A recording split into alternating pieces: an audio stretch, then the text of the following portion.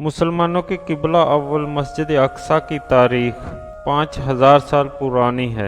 ये ज़मीन पर बनाई जाने वाली दूसरी मस्जिद थी और मुसलमानों के लिए ये तीसरी अहम तरीन मस्जिद की हैसियत रखती है। इस मस्जिद को खाना काबा की तामीर के तकरीबन 40 बरस के बाद बनाया गया, जिसका कुल रकबा तकरीबन 1,44,000 मरबा मीटर है और इसमें 5 लाख से ज़्यादा लोग नमाज अदा कर सकते हैं। मस्जिद अक्सा मुख्तलिफ नामों से जानी जाती है, जैसा कि इसको बैतुल मुक़द्दस, मस्जिद किबला, मस्जिद मरवानी, मुकाम बुराक, दीवार बुराक, दीवार गिरिया और हरम शरीफ के नामों से भी जाना जाता है। लेकिन यरूशलेम शहर में मौजूद इस खास मस्जिद की तारीख आखिर है क्या, इसको किसने बनाया और ये किन किन हालात से गुजरते हुए आज के दौर तक पहुंची है।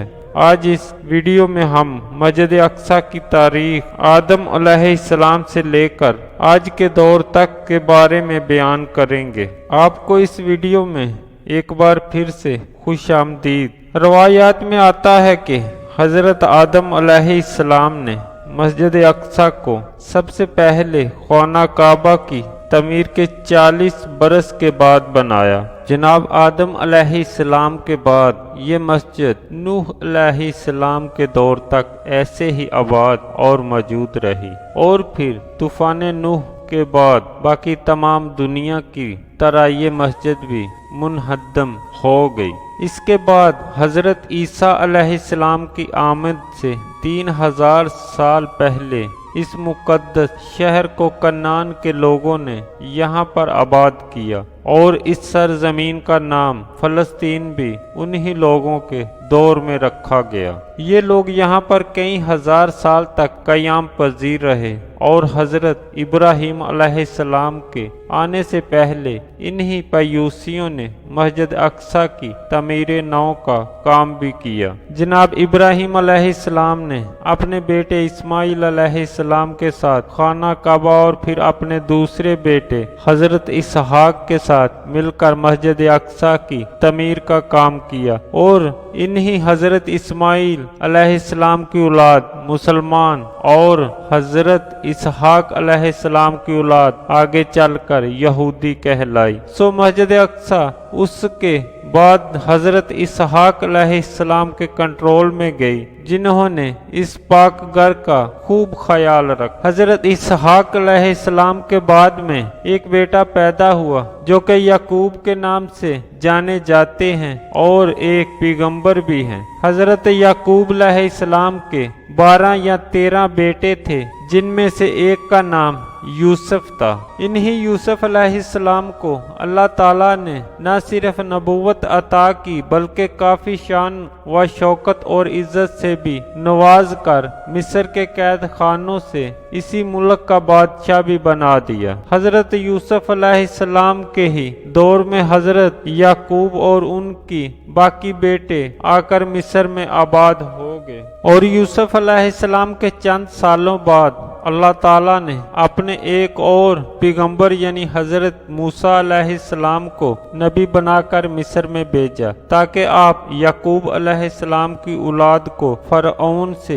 बचाएं और बनी इसराइल को सही रास्ते की हदायत का काम करा सके। लिहाजा बनी इसराइल हज़रत मूसा अलैहिस्सलाम के साथ फ़िरऔन से बचकर मिस्र से निकले और यूं बनी इसराइल एक बार फिर से फ़लस्तीन में आकर रहने लगे। इसके बाद दाऊद अलैहिस्सलाम का दौर आया और उन्होंने फिर से मस्जिद अक्सा की तामीर का काम शुरू किया, जो कि इस वक्त सिर्फ चंद खंडरात का एक हिस्सा रह चुकी थी। हज़रत दाऊद अलैहिस्सलाम ने मस्जिद की तामीर का काम शुरू तो किया, मगर वो अपनी जिंदगी के अंदर उसको मुकम्मल ना कर सके। लिहाजा उन्होंने इस काम का जुम्मा अपने बेटे के जुम्मे कर दिया। अब उनके बेटे हज़रत सुलेमान अलैहिस्सलाम, जो कि खुद भी अल्लाह के एक पैगंबर थे, उन्होंने मस्जिद अक्सा की तमीर को जारी रखा और आपने ही इसको मुकम्मल किया। इराक के बादशाह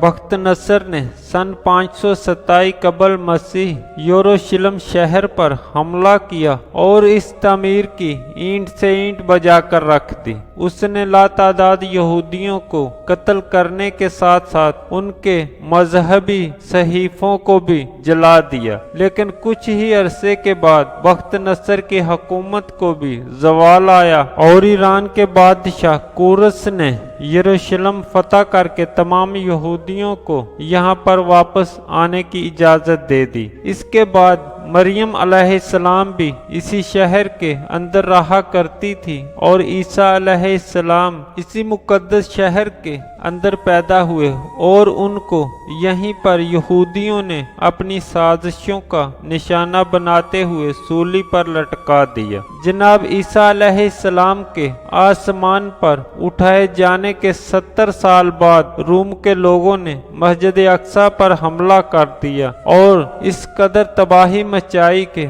मस्जिद अक्सा की सिर्फ 4 दीवारें ही बाकी खड़ी रह गईं। यहूदियों ने भी इसके बाद कई सौ साल तक निहायत सख्त दिन गुजारे, पूरी दुनिया में जलील और खुवार होते रहे। ये मस्जिद आखिरी पैगंबर के आने तक इसी तरह रही जब तक कि वाक़या मिराज पेश नहीं आ गया। मुसलमान पहले इस मस्जिद की तरफ रुख करके अपनी इबादत किया करते थे, लेकिन बाद में अल्लाह ताला के हुक्म से किबला खाना काबा को बना दिया गया। लेकिन मस्जिद अक्सा की इज्जत और इसका मकाम व मर्तबा मुसलमानों के दिलों में जरा बराबर भी कम नहीं हुआ। रसूलुल्लाह सल्लल्लाहु अलैहि वसल्लम के विसाल के 6 साल बाद जब मुसलमानों का लश्कर मुख्तलिफ ममालिक को फतह करता हुआ यरूशलेम शहर तक पहुंचा, तो इस वक्त वहां पर ईसाइयों की हुकूमत थी। वो लोग मुसलमानों की फौज को देखकर किला बंद हो गए और